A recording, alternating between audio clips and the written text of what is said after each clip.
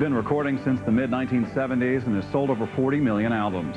Known for hits such as Jack and Diane and Hurt So Good, the origins of his new release, Trouble No More, date back to his own musical beginnings. Here to perform along with guitarist Andy York is John Mellencamp.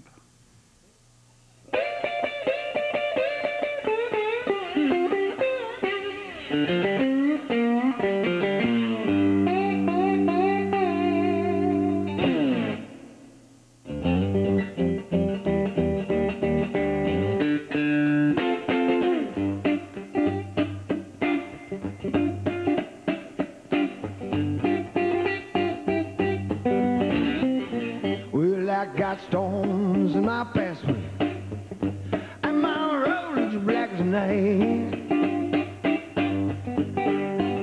Yeah, I got storms in my pathway, and my road is black as night. I got some pains in my heart, and it's stealing my appetite.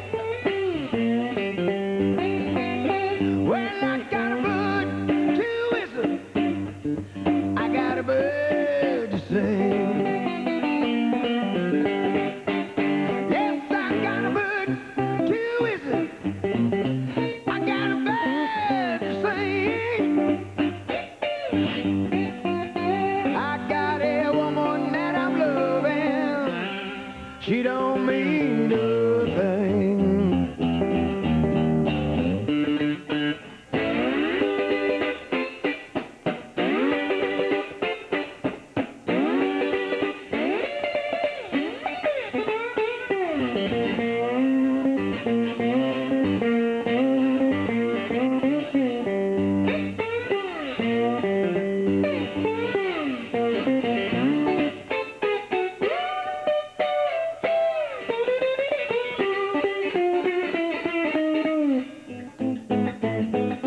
Try to take my life, all my money too. I say to you there, what you trying to do? I say, please, hey, let us be friends. You hear me howling in your pathway, baby, please let me in. Well, I got 3 legs to walk on. Baby, please don't block my road. Yes, I got 3 legs to walk on. Baby, please don't block my road. All of my friends have betrayed me, and I'm booked and I got to go.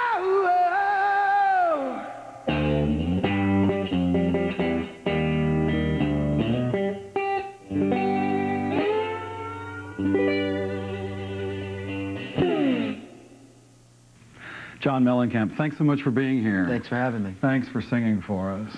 The new CD, Trouble No More, went to the top of the blues charts already, but it's more than that. How do you describe this CD? Well, I was very fortunate to be able to make a record like this because, you know, most record companies with an artist, they don't want records like this. You know, if that would have been my idea, it would have been poo-pooed. They've never done it. No, it's like, nah, you know, John, your contract says you have to write 10 original songs per record, and we want you to do that. But since they came to me and asked me to do it, you know, I was flabbergasted and kind of humbled after I started the project. You had already been singing the Robert Johnson song we just heard. Yes. In your concerts. Was it something about that they went, hey, do more of that? Yeah, I played the song at Madison Square Garden. A friend of mine who was editor of Billboard magazine had died, and some of us were doing a benefit concert for him, and I was playing Stones in My Pathway in the show, and they heard me do that song with the entire band, and right after the show they said, man, you need to make a whole record of this stuff. And so I was like, yeah, let's see. So that's how that all came about. We'll get to some of the tracks because it's stuff people know, traditional Americana, some stuff by Lucinda Williams as well. But tell me about the research process, how much you listened to before you nailed down these tracks. Well, when they asked me to do this, I said, you know, I can do Stones in My Past Way. You know, we've been playing it now for 6 months, and we can deliver that song pretty well, I think. But let's put this album on a we'll see basis, and I'll go in with the band, and we'll just see how it goes. And that's the way this record was made, song at a time. So before I could even get there, I had to decide what kind of songs I wanted to do, and did I want to make it a folk record, a blues record, so I just listened to oodles of material. You know, I already had a lot of this material myself, but then Columbia Records has a record division called Legacy, and a guy named Steve Berkowitz, who's the president of Legacy, started funneling material. And then all of his friends started funneling him material that came to me. And then the Smithsonian started funneling material. So I had, you know, I had one of those big, you know, those great big CD changers, you know, that you can play like 9 million CDs at once. And so I just loaded it up, and I'd get up every morning and push play, and then I would be out throughout my house. I would hear this great American music. And when I heard something that I liked, I would stop and go write it down, and then you know, narrowed it down to like just maybe 500,000 songs. And then I would start sitting down, you know, and really listening to what was going on. But then after 6 months of that, my conclusion is that after talking to people and learning about all these people, that it would probably be better if I stuck with writers that people inside the blues world would know, and that the people inside the folk world would know, and stick with the great writers and maybe do songs by them that maybe hadn't been covered 1,000,000 times. So it limited what I did, but I thought that, you know, doing a song by Robert Johnson, anybody that knows about blues knows about Robert Johnson, but I wasn't sure that the general public knew about Robert Johnson. So that's why I stuck with those people. Let me just toss out a few of the composers from the new CD. Maybe you can tell me a little bit about them and the song you sang. Sure. Start with Son House. You know, without Son House, there would have been no Robert Johnson. A lot of what Johnson did was taken from Son House, but Son House really wasn't recorded in the way that Johnson was. A lot of the recordings that you hear by Son House were recorded in the 60s, almost as a revival thing. And so, you know, he was really a great songwriter. All these songwriters had one thing in common for me. They were able to be so plain-spoken about what they were saying, and also be able to present it in a way that wasn't loud. You know, most of these old folk records and blues records are not loud records. That's the problem, I think, with blues today in this presentation. If you go to a blues club today, there'll be a whole bunch of white guys playing it real loud. And I came to the conclusion early that these songs weren't meant to be played in a rock format, so I tried to abandon that idea as quickly as possible. Hoagy Carmichael. Hoagy Carmichael is from the same town that I'm from. He lived in Bloomington, Indiana, and, you know, went all over the world, of course. You know, he was in the Bogart movies and was friends with Bogart, but always came back to Bloomington, Indiana.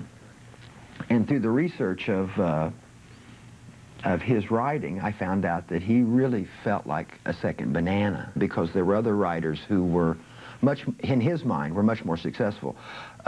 You know, Bloomington, Indiana is at the southern part of the state, and just right over here, and the other southern part is Peru, Indiana, which is where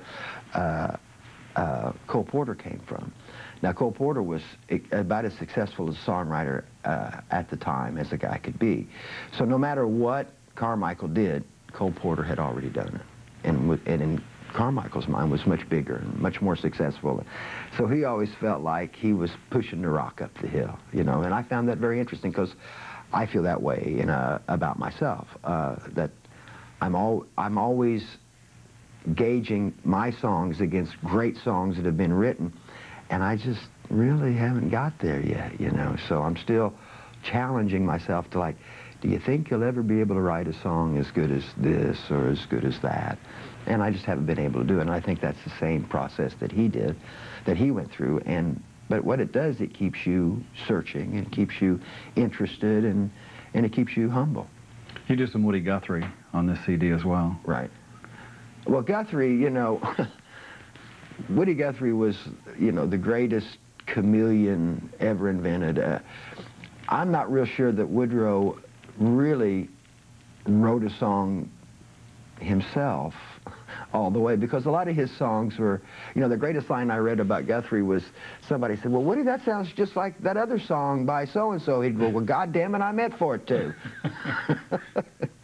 But he was able to, the thing about Guthrie is that his descent and his ability to not pander to anyone, I think was a real, really his legacy. You know, the guy was so successful on radio in California, and they just said, hey, you know, Woodrow, you got to quit playing so many political songs. And he just quit and came to New York, you know, and I admire that in a guy. You know, I really hate the way that the music business has made artists pander to the audience, pander to the record companies. It breaks the guy's spirit, and it just makes the music not so good. And, you know, saying things politically correct, you know, Guthrie did not do that. He just said, bleh, and there it was, you know. Well, you do, to Washington. We're going to hear that in a little bit. You've rewritten the words, and you don't pull any punches. Well, you know, I didn't have to pull any punches, and there's no slanderous thing being said there. I only reported what I was reading in the paper. That song was written months before we even left the UN.